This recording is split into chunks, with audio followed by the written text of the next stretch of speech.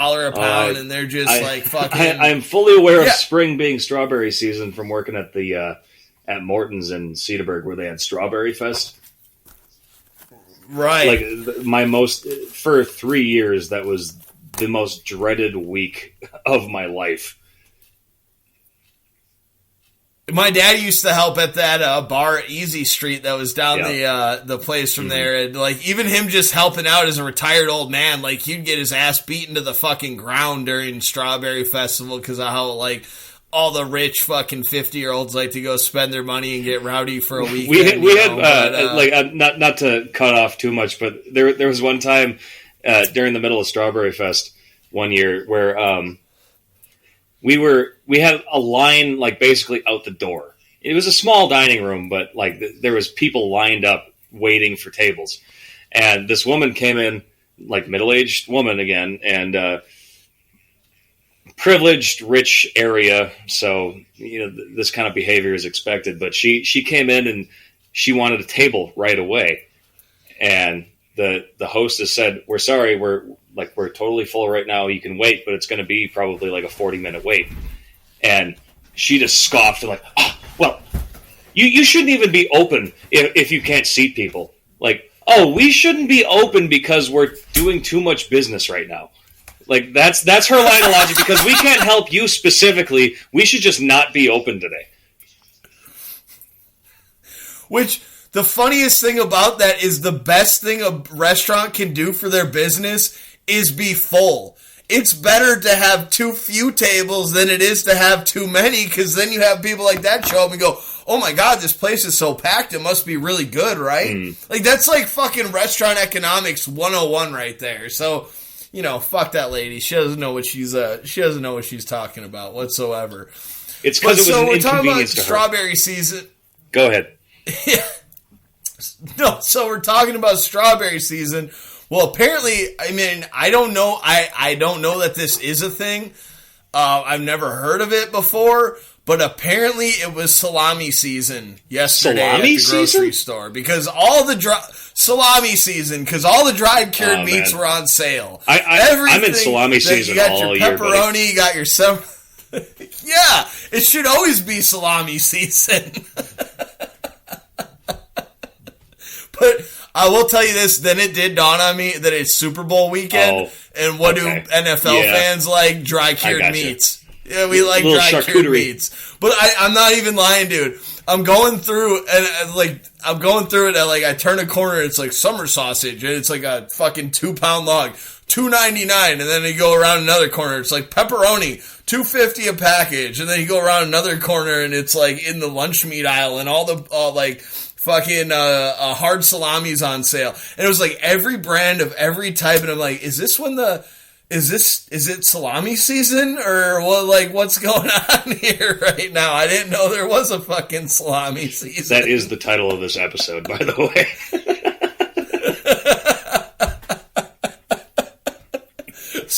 So that was a fun one. So now we got my dried cured meats, we got the carts in order, we got the parking situation order. Well, I got my dried cured meats. Well, what do you need next? You need some crackers, right? And a little cheese. And I go to the cracker aisle, and I found these. And I just want to say, like, we're the podcast that doesn't plug ourselves, but we plug all the products that we fucking come in contact with. So we, if you listen to this or not, I don't really care. But what I will say is you gotta eat yourself some fucking Ritz toasted chips right here. The fucking delicious. Ones? Or just the regular ones? Yeah, they're baked. Yeah. Can you see the package those, there? I see it. Chips. Those have been around for a while. I like those. Yeah, they're really freaking good. I didn't have them till yesterday, but here's my gripe with these motherfuckers, okay? Because I got a gripe with everything, even if I like it or not. But again, remember, try out your Ritz toasted chips. We don't promote the pot, we just promote billionaires. But now this says here, 55% less fat than the leading fried potato chips. Okay, fair enough, right? But they put these numbers on these bags to make us feel like we're healthier than we really are. And what I want to create as a rule is if you say 55% less fat than this and then put in like small writing like what that is, you also need to put but 500% more fat than carrots. You can't just tell me what it's less than. Tell me what it's also more than. Give me a median score. I want to know what's going on in the middle. I don't need to know what you're less than. Also tell me what you're more than. And I think that should be FDA regulated. I mean, just let people feel better eating their fucking baked chips, I think. It's free-range potatoes, man.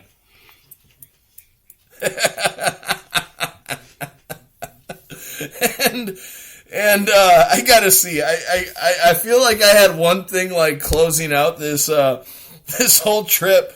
Oh, okay. So I'm out of the grocery store, and this maybe brings it all full circle. We're out of the grocery store. We're out talking about those grapes. One thing that I found was like really interesting, especially because like being a GameStop investor for the past couple weeks, I've heard all the banks and all the people tell me what an idiot I am for investing in, what I want to invest in, and we're not sophisticated enough. We don't know what's going on, yada, yada, yada. Well, when I was driving out of the grocery store yesterday, I saw 2 new cafes open in the middle of town, in the middle of a pandemic, when nobody's supposed to be going out to eat. Who the fuck is loaning people money to start a cafe in the middle of a fucking pandemic? Is the weirdest shit I've ever fucking seen. Who is starting a restaurant business right now? Come on! If I took a loan out to start a cafe right now, it'd just be like a PPP loan, and I'll just make coffee in my house and just like put an open sign on my front door, but no one can actually come in. Well, see, so that's actually kind of where my mind went to it. I literally thought there's been way too much money being given out to the banks and to the, the people who, quote unquote, make the business or have more money, that people think it's a smart idea to start a brand new cafe right now. Yeah, we're coming out of the pandemic. We're getting better. Things are getting better every day. I think I just saw this morning that we are now, just in the first month of Joe Biden's presidency, down from 300,000 cases a day to 120,000 cases a day in 1 month of him being president. Cases of beer? I'm not saying that's all due to him, but it's not due to Trump. I didn't hear you. I know I'm you sorry. didn't. And it was a stupid joke, so just continue. Well, that was the end of my that was the end of my piece. So I just thought maybe people were drinking less because he said we're down in cases every day. So Matt, I'm talking the shit out of my shopping trip because that's super interesting. But time to talk about you. What you been up to this week?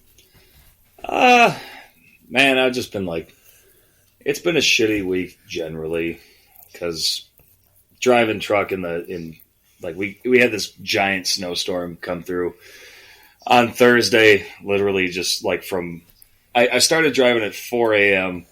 and by 7 a.m. until I finally got back at 7 p.m. I was just white knuckling, stressed out. I couldn't even listen to anything on the radio. Just you ever been that focused? Just it was so, by the time I got back to the warehouse, I was just so fried. My whole nervous system was just, I wanted to die. But that's, besides that, yesterday made up for it a little bit where, after I got off work, I went down, my good buddy Joel had his birthday party. His fiance put together a Bob Ross painting party in which, what? Is kind of cool.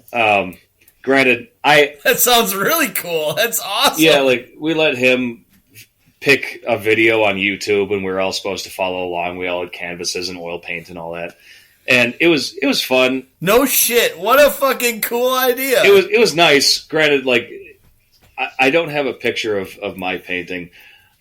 I just don't have the patience. What, you couldn't do it like Bob Ross? Well, no, come on, man. You couldn't do it like Bob Ross? Let alone that. I just couldn't make it good.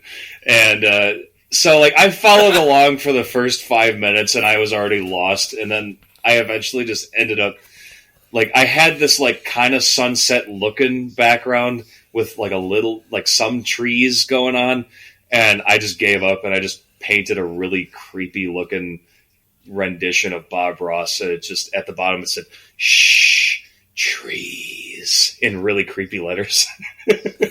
And that's all I did. I just let everyone else have their fun. See, that's creativity, though. You know, you got all these people just following orders, and then there you are, you know, making your own rendition of the paintings.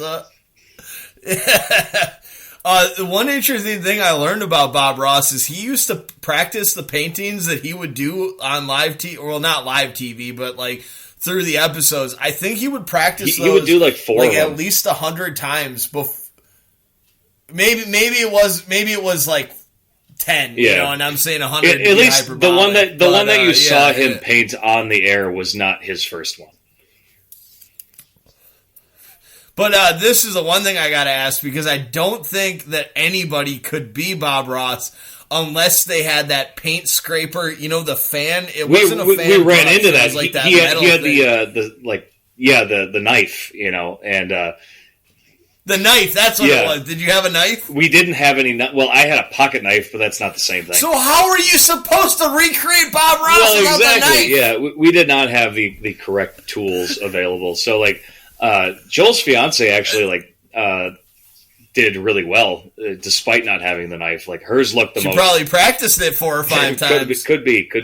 She did put the party together, but it was fun nonetheless. Like we got Pizza Shuttle, which I haven't had since I lived in Milwaukee, so that was kind of cool, little nostalgia trip. And I ended up. Did you go to that art place on the 3rd Ward? I'm sorry to cut you off, but is that where you did it at, or did you do this at like a bar? No. We did it at some friend's house. Right on. I was picturing this at like one of those painting, drinking type. You know what I mean, like those places. No, we just laid sheets down. And, even better, do it at a friend. Yeah, we just laid sheets down in this dude's living room and just went at it, and it was fun. You laid sheets down in this dude's living room and went at it? You betcha. Fuck yeah, that sounds like a hell of a good time. I wish I would have been there. Yeah. 5 dudes and 2 girls. It was an interesting time. Okay, never mind. I think I rescind that comment. But I did end up. I got him this mock. It's like a Big Muff modified pedal where it was called a creamy pie, and it's. Ooh, you gave him a creamy pie on top of those dude sheets, huh? Yep. And it was pretty cool. Like I looked up some I don't know what you would want to call them, like demos or whatever, like just what that pedal sounds like, and it's pretty neat. But at the same time, when I bought 2 pedals off this dude. Search for creamy pie on the internet. Search for creamy pie on the internet, and you'll find this pedal. Cream pie sound effects, and I'm sure you'll be delighted. No, just search for cream pie. Just search for a nice cream pie, and you'll find it. But all the same, I bought myself so it's a deluxe Big Muff Pie Sovtech model pedal, which is Electro-Harmonix / Sovtech. And I got to tell you, man, like I've had more fun just today. Like I couldn't really test it out last night because I got home at midnight, so I didn't want to be that big of an asshole and piss off all my neighbors. But all this morning before we recorded, like that's all I've been doing is just playing with this thing, and I'm really excited to just start shredding it up again. Like I've been neglecting electric guitar for the longest time, and man, I'm getting back into it for sure. Fuck yeah, man. You get that little bit of, we were talking about it earlier, well, just like touching on it, but for a guitar player, when all of a sudden you get that new tone and you have something like that you haven't heard before, the amount of creativity, I think, that comes out of your fingers just because of like, and I didn't say this to you while we were texting, but I feel like pedals sometimes can write songs on their own. Just because, like, you have a new tone and you're like, I never expected my guitar to sound this way, I wrote right? 2 riffs today. I haven't written a riff in a year, and all of a sudden I wrote 2 today because of this. Yeah.